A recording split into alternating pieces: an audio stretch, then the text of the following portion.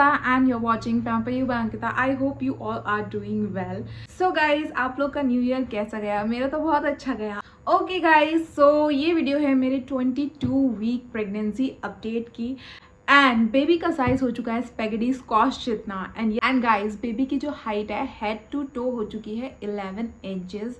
And अगर मैं उसके वेट के बारे में बात करूँ तो ये हो चुका है अप्रॉक्सीमेट 15 आउंस. और अभी थोड़ा मैं बेबी के बारे में बता देती हूँ. तो गाइज, उसके जो हेयर्स हैं अब विजिबल हेयर नॉट हेयर, तो उसके जो हेयर हैं वो विजिबल होने लग गए हैं अब.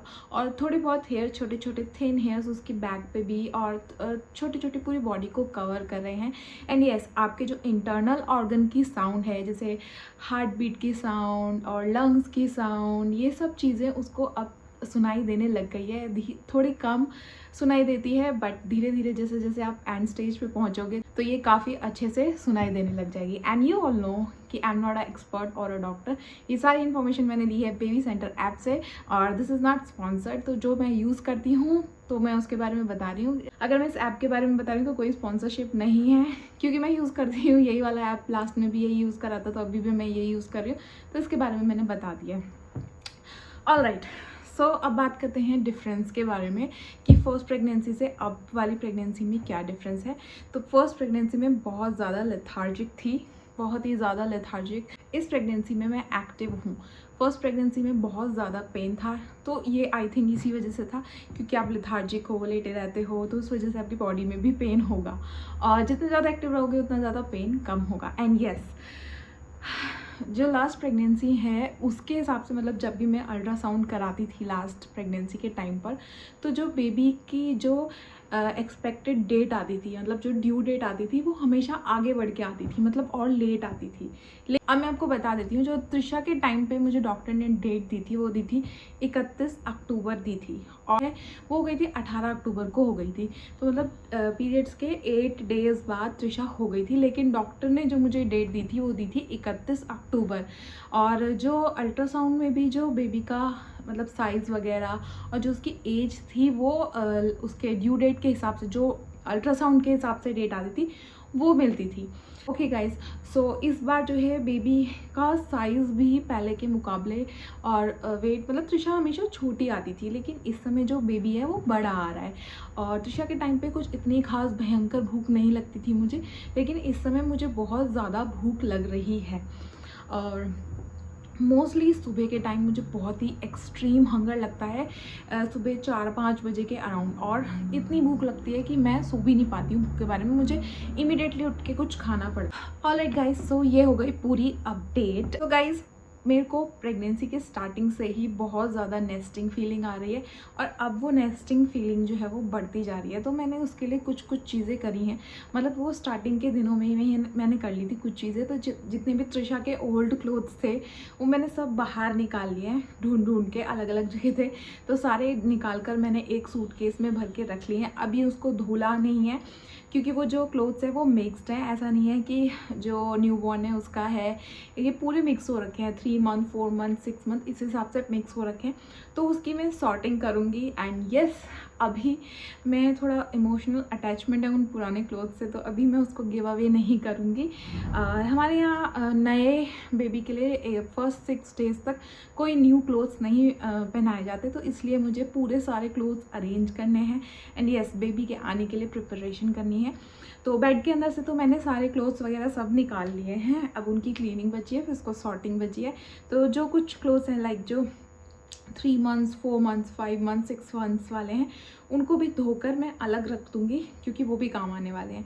लेकिन जो वनजीज़ वगैरह हैं आपके, और जो मतलब बिल्कुल न्यूबॉर्न वाले क्लोथ्स हैं, उनको मैं धो के रख के, और बहुत सारे हमारे यहाँ एक्चुअली स्टार्टिंग में डायपर यूज़ नहीं होता है, मतलब 1 महीने तक तो, 1 या आई थिंक 1.5 महीने तक तो मैंने त्रिशा को भी डायपर नहीं पहनाए थे. तो डायपर नहीं, हम लोग लंगोट यूज़ करते हैं, तो वो भी मेरे पास बहुत सारी पड़ी हुई है. तो उन सबको क्लीन करके रखना है. क्लीनिंग और वॉशिंग वाला जो चीज़ है ये मैं बिल्कुल एंड में करूँगी, क्योंकि अभी धो के रख लूँगी, फिर वो दोबारा एक बार मुझे वॉश करना ही पड़ेगा. तो ये मैं एंड के टाइम करूँगी. एंड यस, अभी मुझे त्रिशा की कबर्ड भी सेट करनी है, तो आई थिंक मैं आज ही करूँगी. आज वेडनेसडे, आज करूँगी, नहीं तो कल करूँगी. एक्चुअली मैंने बाहर जो प्रोडक्ट वाली अलमारी थी उसमें मैंने उसको पूरी दे रखी थी। अब लेकिन उसके जो क्लोथ्स हैं उसमें, क्योंकि रैक्स तो है नहीं, वो सिंपल स्टैंड वाली अलमारी है, उसमें या तो डिवाइडर लगाओ, नहीं तो उसमें खैर उसकी स्टेशनरी आ रही है, स्टेशनरी का सामान भी उसका बढ़ता जा रहा है। तो मेरे मंदिर में एक पूरी अलमारी है, ठीक है, जिसमें मिसलिनियस आइटम रखा हुआ है, मतलब XYZ आइटम रखा है, प्रोडक्ट्स ही रखे हैं मोस्टली मेरे। तो वो सब मैं हटाकर, क्योंकि प्रोडक्ट्स अभी मैं इतने अपने पास नहीं रख रही हूँ, इतना सारा जो है सामान जमा करके नहीं रख रही हूँ, कम से कम कोशिश कर रही हूँ कि कम से कम सामान हो। तो वो पूरी क्लीन करके, क्योंकि उसमें स्लैब्स हैं 1 2 3 करके स्लैब्स हैं, नीचे एक छोटी सी ड्रॉर भी है, तो वहाँ पे मैं उसको अरेंज कर दूँगी। एंड यस, न्यू बेबी के जो क्लोथ्स हैं वो अभी फ़िलहाल जो कुछ बेसिक क्लोथ्स हैं वो मैं अपने पास रखूँगी, जो extra additional 3 months 4 months 5 months वाले हैं वो मैं बाहर उस वाली अलमारी में ट्रांसफ़र कर दूँगी, जिसमें मैंने अभी त्रिशा के कपड़े रखे। Hi guys, good morning. I hope सब आप लोग ठीक होगे। मेरी आज मॉर्निंग थोड़ी लेट हुई है, थोड़ी नहीं बहुत लेट हुई है। अब मैं फटाफट से अपने लिए चाय बनाऊंगी। और रात को मैंने अपने बाल थोड़े से हल्के से गीले में चोटी बना के सो गई थी, तो इस तरीके के हीटलेस कर्ल हुए हैं। अगर आपको ट्राई करना है तो आप कर सकते हो, और जिनके लंबे बाल हो उन पे तो बहुत ही अच्छे लगते हैं। और अब बस चाय बनाऊंगी और बस। तो गाइज़ यहाँ पर मैंने बना लिया अपने लिए चाय और चूड़ा फ्राई कर लिया है। और चूड़ा इतना अच्छा मुझे नहीं लगा, वो अच्छे से फ्राई नहीं हो पाया, उतना खास नहीं लगा जितना मेरे को मम्मी के यहाँ पे लगता है। फिर त्रिशा के लिए दाल चावल बनाए, जो कि मैं उसको खिलाने में बहुत ही ज़्यादा परेशानी हुई और मैं खिला भी नहीं पाई पूरा, उसने मुझे बहुत परेशान किया। फिर वो अपने कैम्ब्रिज नर्सरी वाली राइम्स वाली कोर्स पढ़ रही थी। एक्चुअली पढ़ना तो देखो नहीं आता उसको, लेकिन वो चित्र वित्र देखती है, उसमें जो भी बना होता है पिक्चर वो बनी हुई होती है। तो फिर मैंने उसको दूध दिया, दूध उसने फट से पी लिया, दूध वो पी लेती है, दूध पीने में कोई आनाकानी नहीं करती, फटाफट वहीं पे लेट के पी लिया। फिर उसके बाद मैंने किया ब्रंच अपना, ना तो ब्रेकफास्ट तो हो गया था वो हल्का सा, फिर उसके बाद वही जल्दी से ही खा लिया था मैंने नॉर्मल।